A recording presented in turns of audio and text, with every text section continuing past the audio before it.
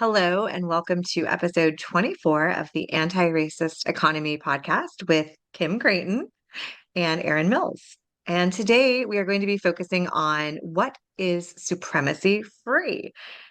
Kim, Hello. hello. Hello. So we're going to define supremacy free today.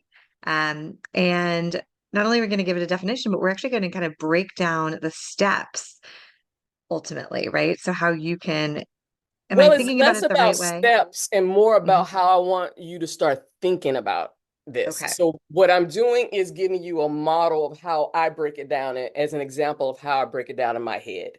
So, because I don't want you, the audience, to think that there's one way to do this.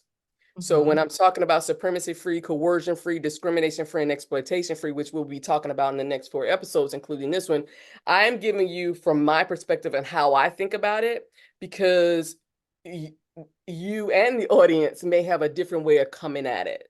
But there's a baseline foundational understanding, and how it shows up in your world and how you practice it, it has to be individual. Hmm. And is it fair to say, in order to understand how to work towards supremacy free, you first have to understand supremacy? Yes. Exactly.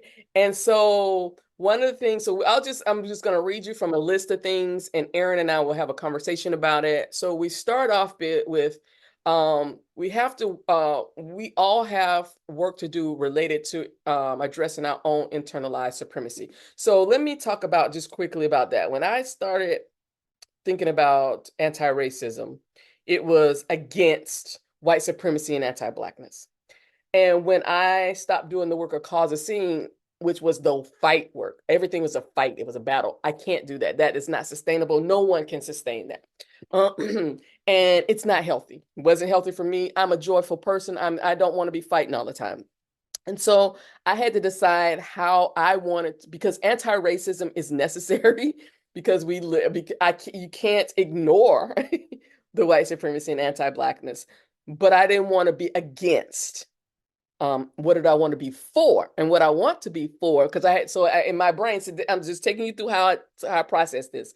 In my brain, it was like, so I don't want to be against white supremacy and anti-blackness. What do I want to be for? And what I want to be for, and how I did that was, what are these things against, and what's the positive of those? Or what are the things that, not the positive, but if this is that and it's against, that's how white anti-racism is. What can we do to strive to eliminate racism, or have a develop an anti-racist practice, but it be from a building instead of a destruction.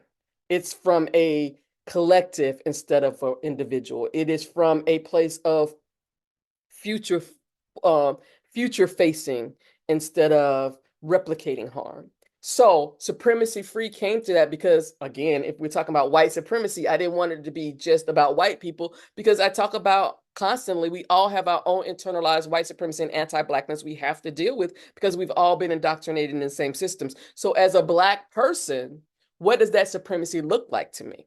So that's how I got there. And one of the things that has been honestly kind of shook me to my core is how much supremacy I was living out, how I was categorizing folks as below me, beneath me, as I'm better than. And one of it is the quote unquote poor, right? It is, we're taught that they don't know how, that we have to be guardians of them. They don't have their own agency because they're poor, because they lack something, instead of they're poor because systems, institutions, and policies have been created to ensure that a few people benefit and everybody else is harmed by it or excluded. So we infantilize them. We do all these things to take away their agency and make them and blame them for their situations. And I had to reckon with that is how I've been living. But I also had to reckon with that is literally what I was taught, right? So when I look at supremacy free, and like I said, we all have to do our own work to address our own internalized supremacy. And so I want to break down a few things. So one of the things that I had to break down or get an understanding of was self-ego, self/ego, because we all sit back and we talk about. So let me just state this thing first, and then I'll talk about it. So self/ego, then others. We have to be honest about this because it's the only way to truly implement supremacy-free, coercion-free, discrimination-free, and exploitation-free. We must understand and communicate what it is, what's in it for us. We live in a society where selfishness is demonized, right? Mm-hmm. But that's the only true perspective we can have is self.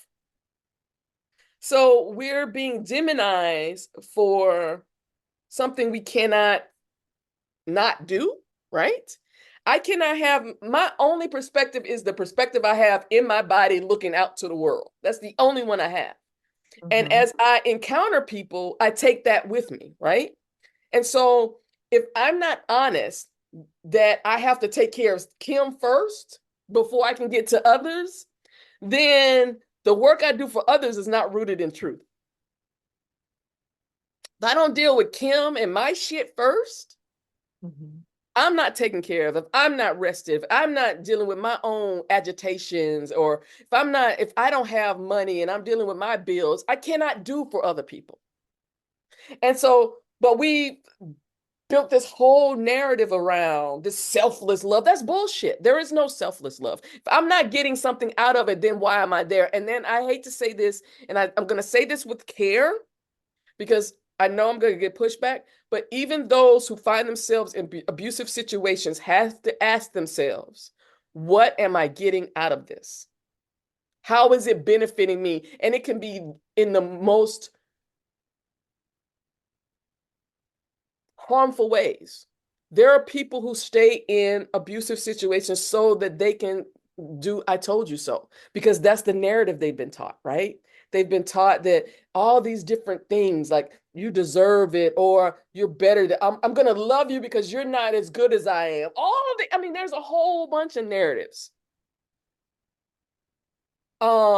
that we accept abuse, because again, I've said abuse, family is the first place we learn to call abuse love. So we mix all that up in it. I got to save this person. That's supremacy. Who are you to say that they need to be saved, and what? Because you put yourself above. If you're saving somebody, that's why you can't empower anybody else. That's why you can't motivate somebody else. You don't have that power to do that. That's a supremacy perspective. I have something that they're missing and I'm going to give it to them. No. What you do is create an environment for them to discover that for themselves. So I want to go back quickly to the abuse thing, because I'm not saying that people who are in abusive situations deserve it or seek it out.